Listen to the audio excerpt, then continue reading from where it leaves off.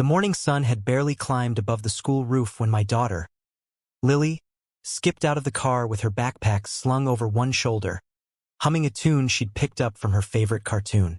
Everything seemed normal, too normal in a way that made my chest tighten. I watched her through the windshield for a moment longer, the school grounds buzzing with kids, parents hustling through the drop-off lane, teachers corralling groups of students. I waved, smiling, pretending I didn't notice the subtle tension threading through the crowd. A tension I'd learned to recognize over the years, one that smelled faintly of entitlement and unchecked privilege. HOA Karen had a son in this school, Kyle. Everyone knew him, but no one really said his name aloud when trouble was brewing. Kyle was the kind of kid who believed the rules didn't apply to him, and unfortunately, he had a mother who encouraged that belief.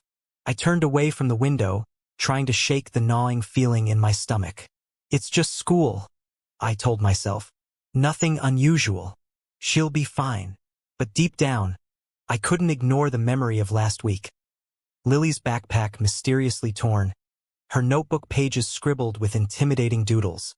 At the time, the principal had said, "Kids will be kids." But I knew better. Half an hour later, I was at my desk at work, but my mind was still at the school, imagining every scenario. That's when my phone buzzed. It was a text from Lily. "Mom, something weird happened." I don't know. My heart skipped a beat. I called her immediately, but the line was filled with background noise. Screaming, shouts, panic. And then I heard it. The distinct sound of a door slamming open, followed by a voice I knew all too well. Kyle's. "Move aside, losers. This is my school now." My blood ran cold. Something had gone horribly wrong. I grabbed my keys, bolting out the door without thinking about my uniform, my badge, or the fact that I was technically off duty. The school parking lot was chaos. Parents were screaming, students were ducking under tables, and teachers were trying desperately to control the panic. And then I saw him, Kyle, standing in the middle of the hallway, a small, shiny object in his hand. My stomach dropped as my eyes widened. It was a gun. I froze for a split second, a terrible, frozen clarity washing over me. My daughter, Lily, had no idea what was coming. She was crouched behind a locker, trembling, clutching her notebook like it was a shield. I wanted to scream, to run, to leap across the hallway and pull her into my arms. But I had to think. I had to stay calm. Panic would get someone hurt. Maybe Lily. Every instinct I had as a parent, as a mother, screamed at me to act, but I was also trained for moments like this. My husband, Sheriff Mark, would handle it. But at that exact moment, he was off duty, probably at the precinct, unaware that the nightmare had begun. And I was alone. Kyle's voice cut through the hallway again, louder this time. "Everyone stay where you are, or..." His words were interrupted by a teacher shouting, "Drop it! Now!" The gun wavered slightly, and I realized something terrifying. This wasn't just bravado. He was capable, dangerous, and unhinged. I could see my daughter peeking from behind the locker, her eyes wide with fear. The worst part wasn't the gun. It was the look in Kyle's eyes. Pure, entitled rage. He believed he could control this moment, this school, everyone in it. And that's when it hit me. My husband had trained me for situations like this. For moments when control teetered on a knife's edge. I took a deep breath, tried to steady my shaking hands, and dialed 911 while keeping my eyes locked on Kyle. The dispatcher's voice was calm but distant. 911, what's your emergency? There's a student with a gun at Lincoln High. He's threatening kids. My daughter's in the hallway. She's right there? I whispered, nodding toward Lily, who shrank further behind the locker. We need immediate assistance. Units are on the way. Stay on the line. Are you in danger? Yes, she is. Everyone's. I cut myself off, realizing the words wouldn't convey the sheer terror, the suffocating panic, the helplessness of seeing your child in immediate danger.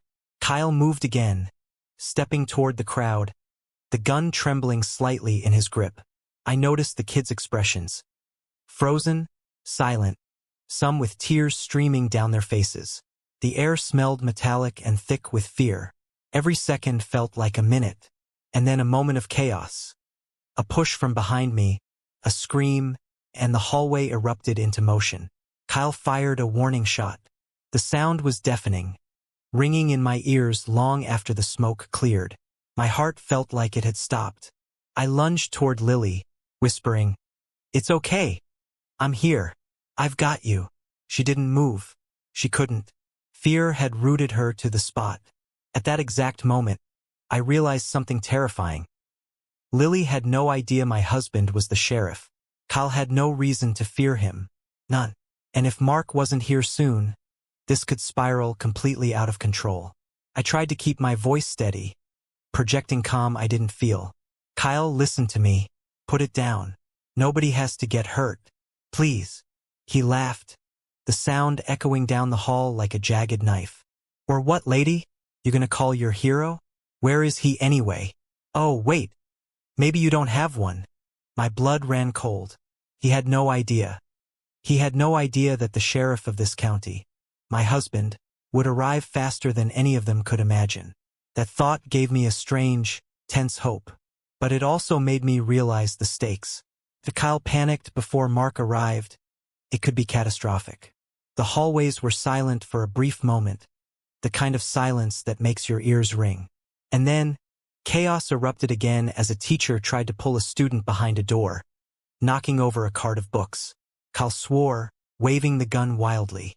I whispered to Lily, "Stay down. Don't look at him.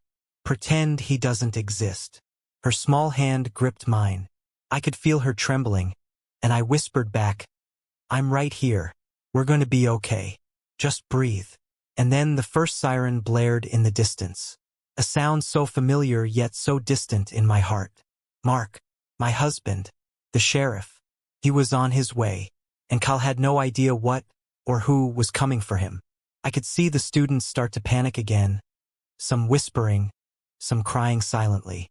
Kyle's movements were erratic now, fueled by fear and arrogance. And in that moment, I realized that everything was about to change, because when the sheriff arrived, no one would be able to ignore the consequences. And that's where we left off that morning. My daughter, huddled behind a locker, terrified. Kyle armed and dangerous, convinced he was untouchable. And me, holding her hand, praying my husband could arrive in time to prevent a disaster. Little did Kyle know. The moment he pulled that gun, he had just set in motion events that would change his life and ours, forever. The sirens were still faint in the distance, but every second stretched like an eternity. Lily's small hand trembled in mine, and I could feel the weight of her fear pressing down on us both. She peeked again from behind the locker, eyes wide, tracking Kyle as he shifted his stance like a predator sizing up prey. "Mom, he's coming this way," she whispered, her voice trembling so much I had to lean close to hear. I swallowed hard. "It's okay, sweetie. Stay down. Stay quiet. Don't move." But the problem wasn't staying quiet. The problem was the chaos around us. Students were crying, whispering, some attempting to crawl to safety. A teacher tried to block Kyle's path, holding up her arms, but he shoved her aside with terrifying strength, nearly toppling her over. The metallic click of the gun echoed through the hallway again, a horrifying reminder of the stakes. I knew I had to think fast. My mind raced through the training Mark had drilled into me over the years. Active shooter, de-escalation, cover and concealment. I had read every scenario, practiced every step, but nothing could fully prepare me for this. The raw terror of seeing your child in immediate danger, knowing that a single wrong move could end everything. Kyle's voice cut through the hallway like a jagged blade. "Everyone, stay down. I'm serious. One wrong move and..." The words trailed off as a student tried to inch toward the door, hoping to escape. Kyle swung the gun wildly, shouting, "I said stay down." A shot rang out, hitting the wall near the ceiling. Pieces of plaster rained down, and the scream that followed was deafening. I instinctively pulled Lily closer, shielding her with my body. Her small arms wrapped around me, shaking. "Mom, I don't want to die." My chest tightened. I kissed the top of her head, whispering, Shoo! Listen to me. You're not going to die. You hear me? You're going to be okay. Just stay with me. The minutes dragged on. Every second felt like a lifetime. I could see the fear in Kyle's eyes, but it was a dangerous mix of arrogance and desperation. He thought he controlled this moment. He didn't realize that his illusion of control was fragile, teetering on the edge of collapse. And then, as if the universe had paused to give me a shred of hope, a voice came over the intercom. Attention all students and staff. Remain calm. Law enforcement is en route. Please follow instructions. Kyle sneered, his hand tightening on the gun. Law enforcement? Who's gonna stop me? My mom? She won't care if I do this. I could feel my blood boil.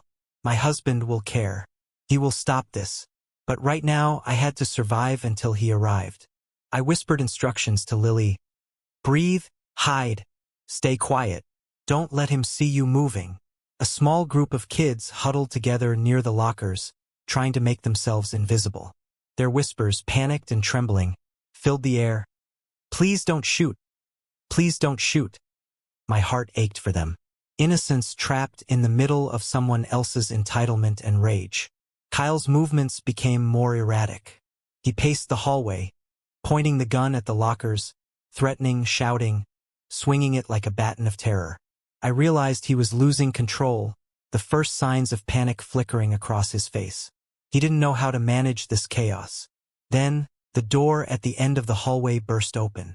A teacher shouted, trying to corral students, but Kyle's attention snapped toward the sound. He lifted the gun, aiming at the approaching figure. My heart skipped a beat. I couldn't tell if it was backup or just another teacher. Stop! Kyle yelled. His voice cracked. From behind the wall, I could hear another set of footsteps. Different. Deliberate, confident, controlled. And then it hit me, that rhythm, that authority, that presence. My husband, Mark, my husband was here. I wanted to leap up, to shout, to run toward him, but I knew that would be dangerous. Kyle's attention was fully on the approaching figure, and Mark didn't charge in recklessly. He assessed, calculated, exuded authority in every movement. Kyle, put the weapon down. Mark's voice rang out, calm but commanding, echoing through the hall. You don't want this to end badly. Kyle froze. The gun wavered. The arrogance in his eyes flickered, replaced by something else. Fear. And just for a split second, I allowed myself to hope. Mark stepped further into view, hands raised, showing control but not aggression.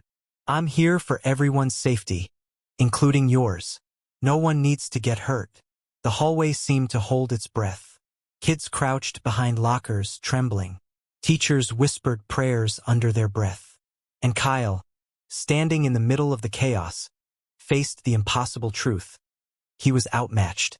The sheriff wasn't just a figure of authority.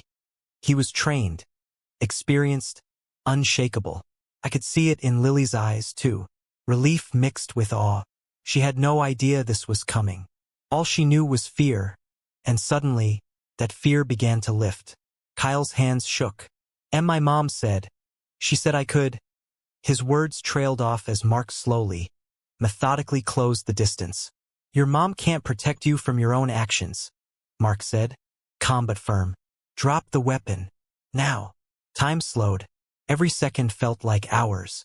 I watched my daughter press herself closer to me, silently praying. Kyle's breathing was rapid, erratic. And then he hesitated. One small movement and it could all go wrong. But Mark didn't rush him. He used his voice, his presence, and every ounce of authority he had cultivated over decades. Slowly, the gun lowered. Trembling, shaking, Kyle's fingers finally released the weapon, letting it clatter to the floor with a deafening metallic echo. The hallway exhaled as one. Relief, disbelief, fear, and adrenaline mixed into a potent, overwhelming cocktail. I pulled Lily into my arms, holding her tight, whispering, "It's over. You're safe. You're safe now." Mark moved quickly to secure Kyle, handcuffs clicking into place as he read the teen his rights. The other students slowly emerged from hiding, some crying, some shaking, all grateful to be alive. Teachers ushered them to safety, while Mark's presence remained a calm, steady force amidst the chaos. I couldn't help but look at him, my husband, and feel a surge of gratitude, pride, and relief all at once. The man who had trained me, who had taught me to stay calm under pressure, who had been a hero long before this day, had arrived just in time. Lily buried her face in my shoulder, shaking but alive. "Mom, he's scary," she whispered. "I know, baby," I said, stroking her hair. "But you were brave too. So brave." Mark knelt beside us, placing a gentle hand on Lily's shoulder. "You did everything right. You stayed calm. You stayed hidden. That saved you." I looked at him, seeing the professional side of him, the sheriff, but also the father, the protector. And in that moment, I realized something crucial. Fear can teach courage. And courage isn't about being fearless. It's about acting despite fear. The aftermath was chaotic but controlled. Emergency responders arrived, taking statements, securing the scene, and providing immediate support. Parents flooded the hallways, relief and anger mixing in equal measure. The school would never be the same, and neither would we, but one truth remained.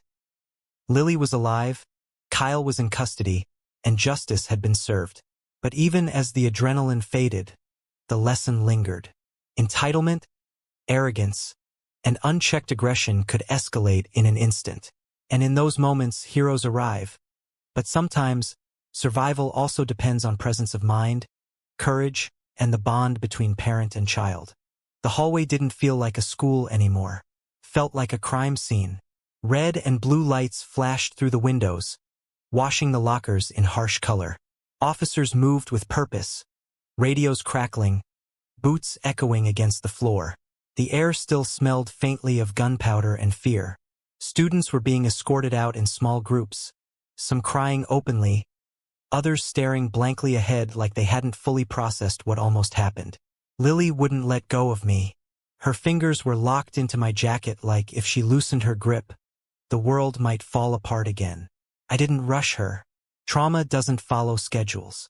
I just held her and breathed slowly, hoping my calm would give her permission to feel safe again.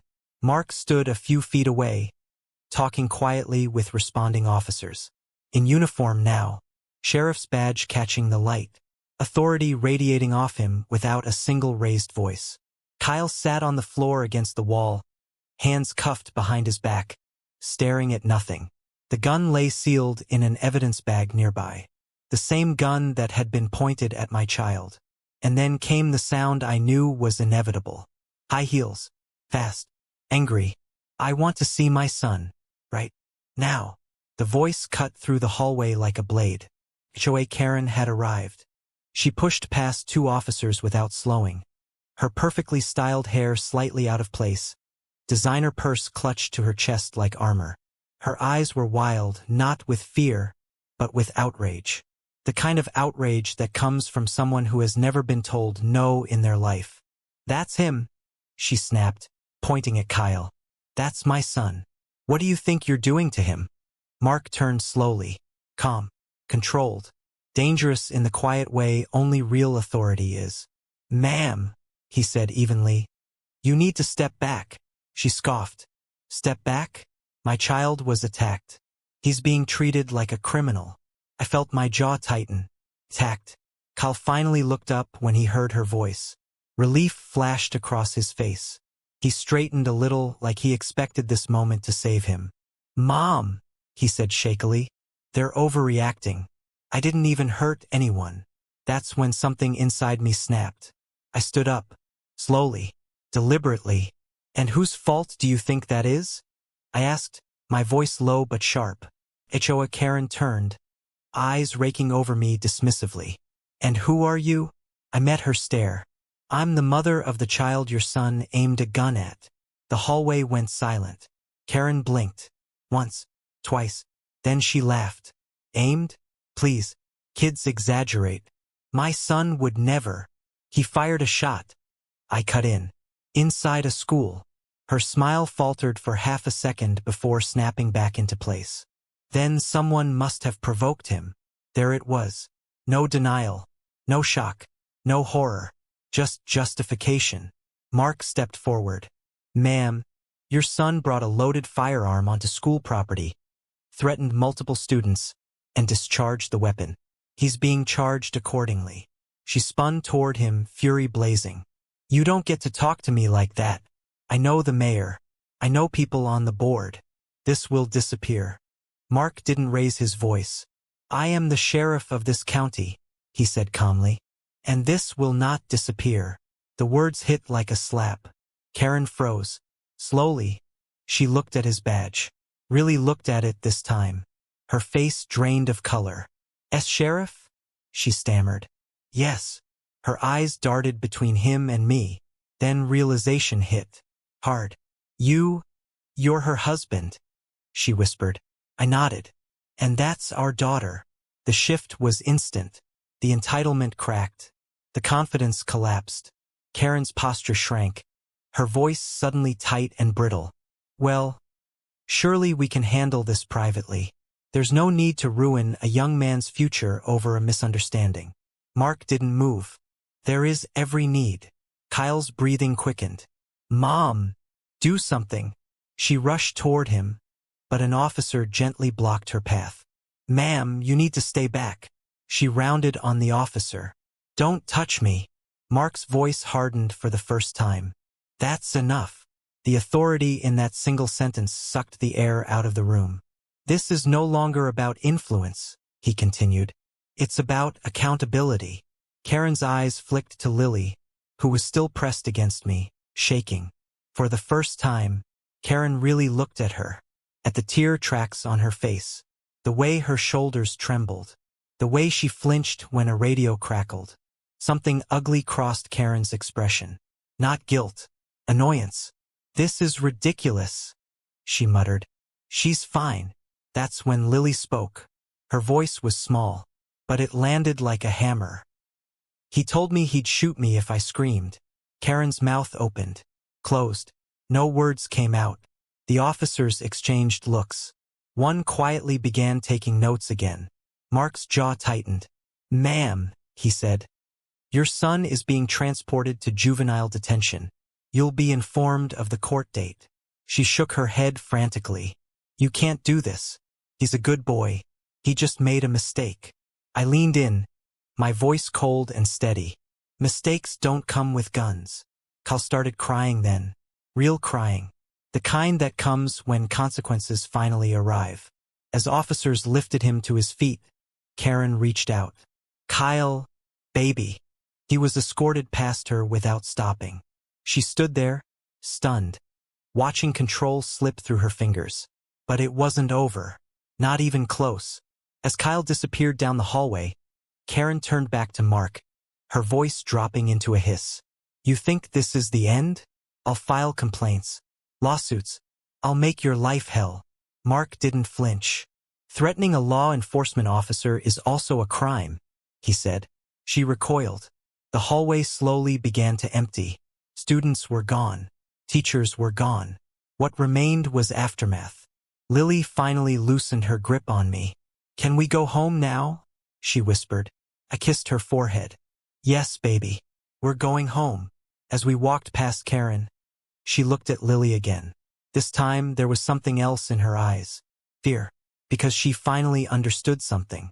Power only works when no one challenges it. And today, failed. The house was quiet in a way that felt unfamiliar. Not peaceful. Not calm. Just heavy. Lily sat at the kitchen table, coloring the same page over and over, pressing the crayon so hard it snapped in half. I didn't tell her to stop. I didn't tell her to pick another color. Trauma doesn't look the way people expect it to. Mark stood by the window, staring out at the street like he was still on duty. Like if he stopped watching, something terrible might happen again. None of us slept that night. And when morning came, it didn't bring relief. It brought reality. The story was everywhere. Local news, social media, parent group chats, HOA forums. A student bringing a gun to school is horrifying. A student with a mother known for bullying the neighborhood? That turned it into a wildfire. Karen tried to control the narrative immediately. She posted long messages about misunderstandings, about her son being targeted, about how powerful people were using the system against her family. But something was different this time.